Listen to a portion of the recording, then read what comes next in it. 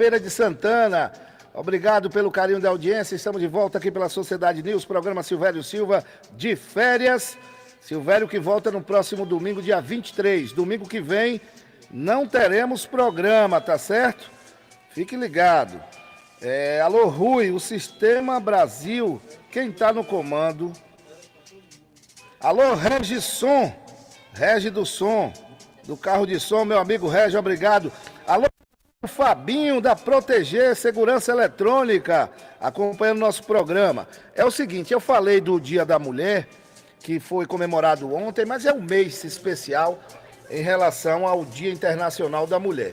E no programa de hoje, eu conversando com o Liz, a gente tentou trazer a delegada Clécia Vasconcelos aqui ao vivo, mas infelizmente a agenda dela não foi compatível com esse domingo para ela vir ao nosso programa. Ela vai falar com a gente, mas não ao vivo, não aqui no estúdio.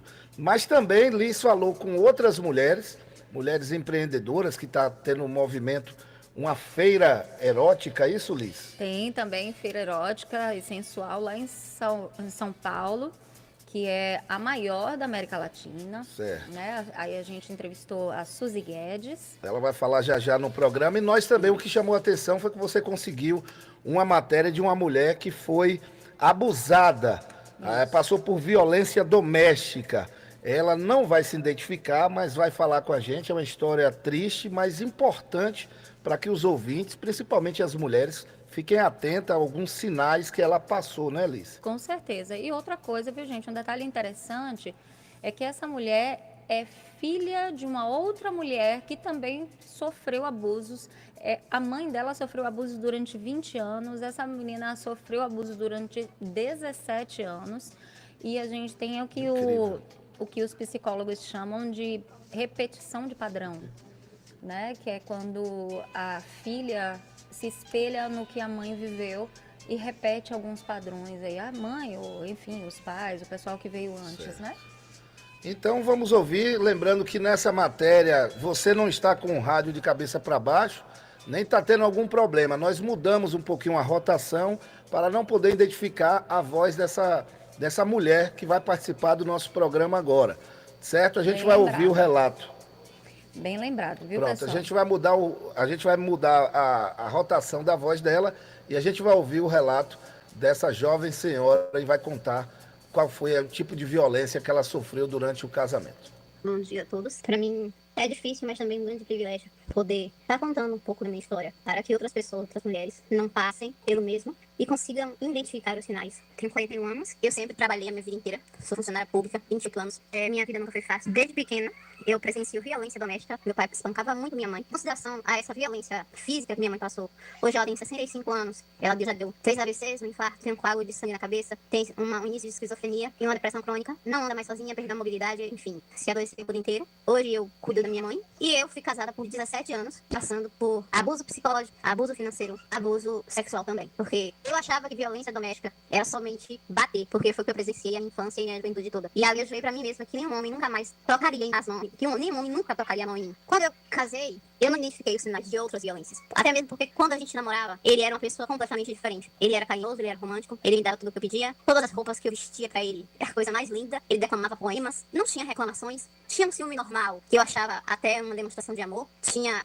tudo que uma mulher sempre sonhou, até que chegou o casamento. Casamento até um ano, a gente viveu muito bem. De um ano em diante, as coisas começaram a ficar pior. Ele parou de trabalhar. Me traía muito, muito, muito mesmo. Muitas vezes. Ele dizia pra mim que se eu traísse ele, que ele não me matava não. Mas que ele tocava fogo em mim pra que eu ficasse a vida inteira numa cadeira de rodas e não andasse mais pra lugar nenhum. Eu sempre lembrava dele. Ele me xingava de todos os nomes que vocês podem imaginar. Eu saía pra trabalhar às 7 da manhã e ficava dormindo. Quando eu voltava, nem a louça da comida que eu fiz pra ele comer, ele tinha lavado. Nós tínhamos um filho e muitas das vezes eu tive que ir trabalhar com esse filho pendurado no canguru porque ele estava em casa e ele não ficava com o filho. As agressões psicológicas, eu fui perdendo a minha identidade. Eu não me identificava mais, eu não tinha mais felicidade, eu não me sentia bonita, a minha autoestima baixou, eu deixei de me cuidar. Eu fui pra um peso que eu nunca pesei o tanto que eu cheguei a pesar, 100 e poucos quilos. Eu não tinha vontade de nada, eu só trabalhava e fazia bico pra sustentar a casa. E ele sustentava a casa, sustentava ele tinha mais 2 filhos, eu também sustentava. Ele chegou ao ponto de forjar uma documentação para poder pegar cheques na minha conta e espalhar pela cidade, aonde nenhum desses cheques ele cobriu. Ele fazia compras em meu cartão e não pagou nenhum.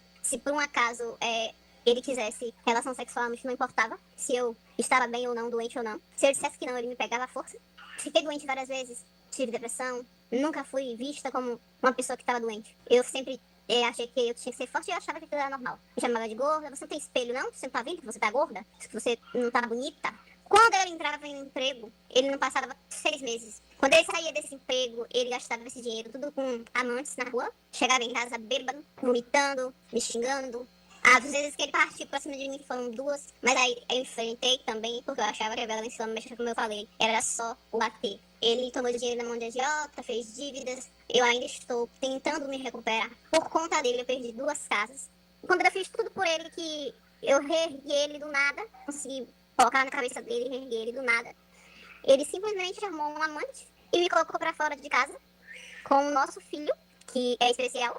É uma criança que ele tem TDAH e sentiu muito e sente até hoje, se prejudicou muito. Ele prejudicou muito o filho dele. E assim, me botou pra fora de casa, sem nada, sem direito a nada, porque tudo era no nome da casa da mãe. Ele financiou um carro onde eu ajudava, porque eu fazia tudo desde fazer. A mãe e ele pagavam esse carro. Eu saí desse casamento de 17 anos, somente com frustrações, problemas de saúde. Eu acho que nunca vão ser curadas. A gente aprende a conviver, mas curada eu não acho que seja, nunca. Porque uma mulher que sofreu agressão, violência doméstica, seja ela qual for, ela nunca mais será a mesma. A gente tem medo das pessoas.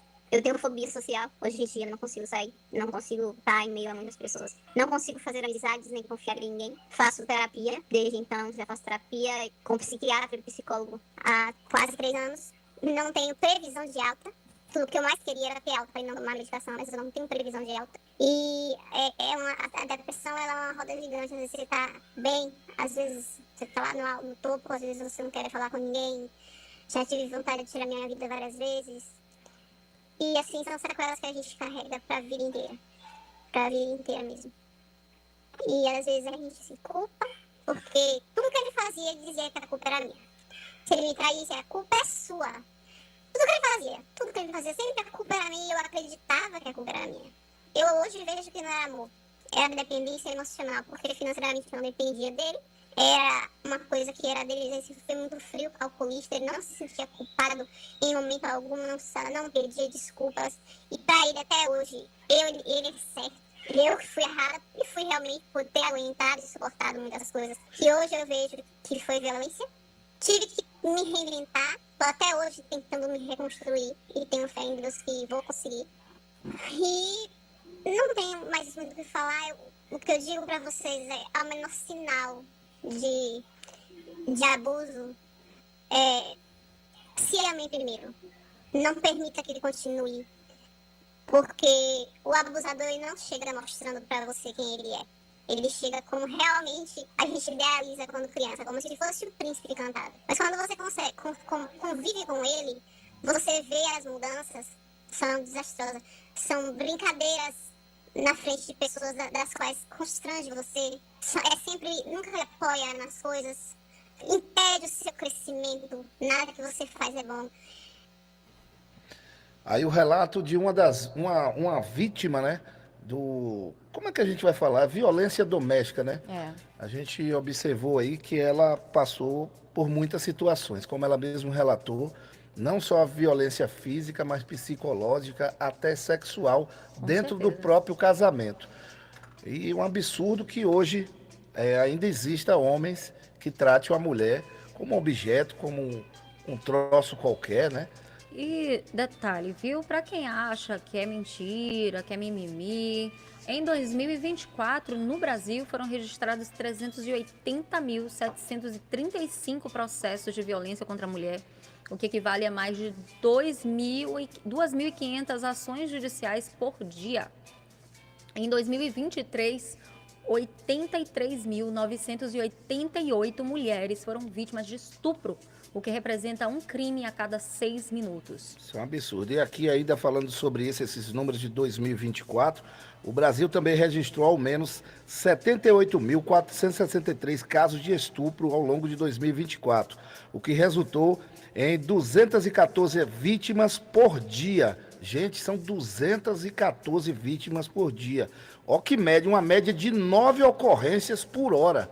Então, Exato. a cada hora, 9 mulheres foram vítimas de estupro no Brasil, só no ano E passado. você imagina que é um crime que, de fato, como a própria vítima relatou aí, a pessoa não se recupera, gente. Não tem terapia certa. A terapia ajuda a pessoa a conviver com essa dor, mas existe. Eu conheço várias mulheres que passaram por isso. Infelizmente, né? E eu duvido muito que haja alguma mulher que ela nunca tenha sido vítima de algum tipo de violência desse tipo. É porque tem muita violência que as pessoas não identificam. Agora 12h23 para Mundo Veterinário, tudo para bovino, caprino, aves, suínos e pets, equipamentos, vacinas, rações e nutrição animal. Farmácia Clínica Veterinária com internação, pet shop com banho e tosa, Mundo Veterinário, Avenida Presidente Dutra, ao lado da TV Subaé. E vem aí nova loja na Rua Filinto Marques Cerqueira, nos Capuchinhos. Jeff Pel, que é referência em peças elétricas, automotivas, injeção eletrônica e mecânica. Jeff Pel, um dos maiores distribuidores de peças do Nordeste. Qualidade, menor preço e bom atendimento, 8 unidades. Salvador, Feira de Santana, Natal e Aracaju. Para Nordeste Irrigação, máquinas e energia sustentável, sempre oferecendo as melhores soluções no campo e na cidade. Nordeste, mais que irrigação. E agora a Liz vai trazer, no mesmo segmento de homenagem às mulheres, vai trazer agora uma outra linha, né? Uma mulher que ela é empreendedora, vai fazer o que é que ela vai fazer, Liz? O que é que vai acontecer?